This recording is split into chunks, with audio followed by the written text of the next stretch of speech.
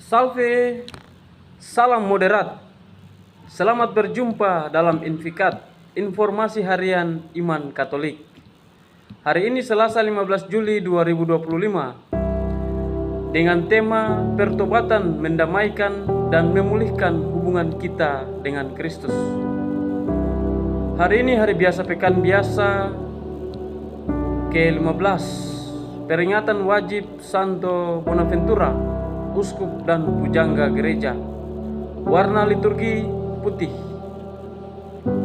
Bacaan pertama diambil dari kitab Kejadian dengan perikop, anak itu diberi nama Musa sebab ia telah ditarik dari air. Ketika Musa telah dewasa, ia mendapatkan saudara-saudaranya.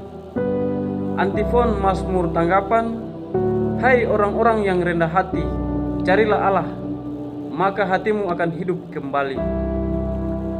Bait pengantar Injil. Hari ini janganlah bertegar hati, tetapi dengarkanlah sabda Tuhan. Mari kita baca bersama bacaan Injil. Semoga Tuhan beserta kita sekarang dan selama-lamanya. Inilah Injil Yesus Kristus menurut Matius pasal 11 ayat 20 sampai 24. Dimuliakanlah Tuhan. Yesus mengecam beberapa kota.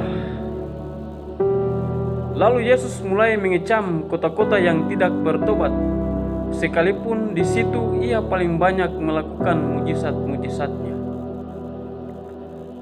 Celakalah engkau, Korazim! Celakalah engkau, Betsaida! Karena jika di Tirus dan di Sidon terjadi mujizat-mujizat yang telah terjadi di tengah-tengah kamu, sudah lama mereka bertobat dan berkabung. Tetapi aku berkata kepadamu, pada hari penghakiman, tanggungan Tirus dan Sidon akan lebih ringan daripada tanggunganmu.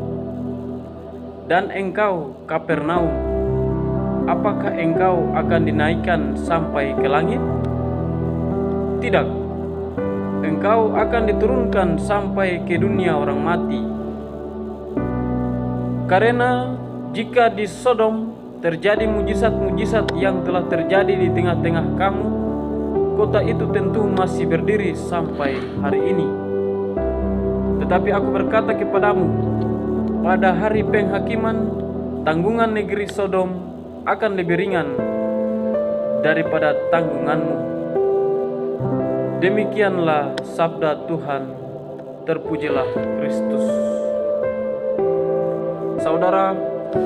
Saudara terkasih, ayat emas yang saya ambil hari ini Matius 11 ayat 20. Lalu Yesus mulai mengecam kota-kota yang tidak bertobat, sekalipun di situ ia paling banyak melakukan mujizat-mujizatnya. Saudara-saudara terkasih, karena hari ini kita merayakan peringatan wajib Santo Bonaventura, uskup dan pujangga gereja, maka marilah sedikit kita mengenal siapa itu Santo Bonaventura.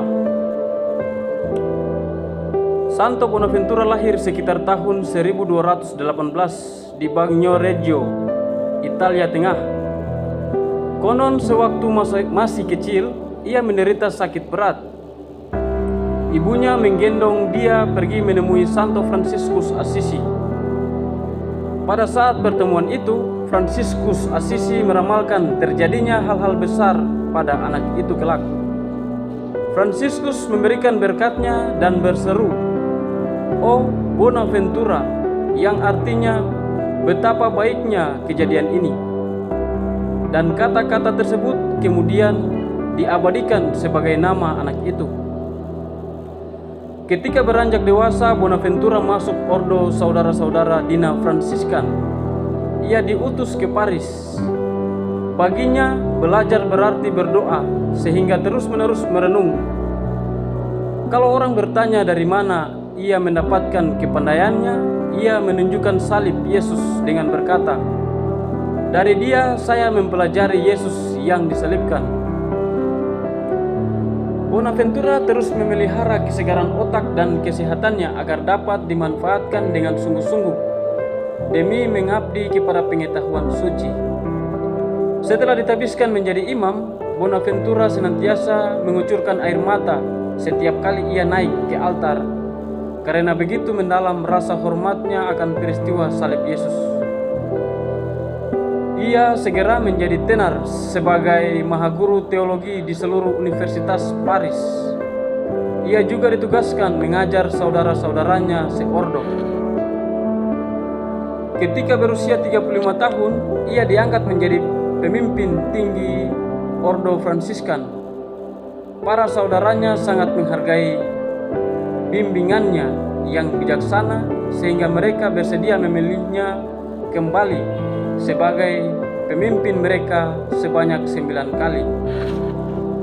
Selama kepemimpinannya, ia berjuang keras mengusahakan persatuan di antara para pengikut Fransiskus yang kadang-kadang cepat panas hati karena perbedaan paham dalam hal penghayatan kemiskinan. Ia juga menertibkan berbagai kebiasaan salah yang sudah menyusup masuk ke dalam Ordo Fransiskan.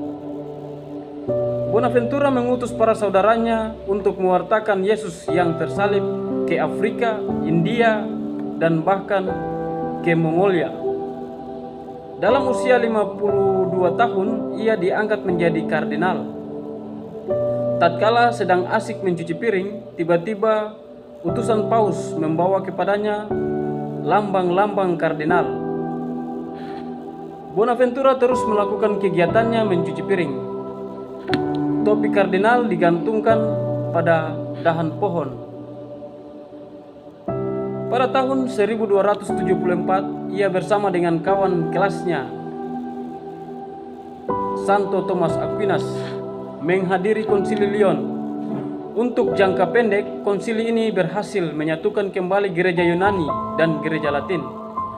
Usaha keras Bonaventura mulai membawa hasil ketika ia sekonyong-konyong jatuh sakit.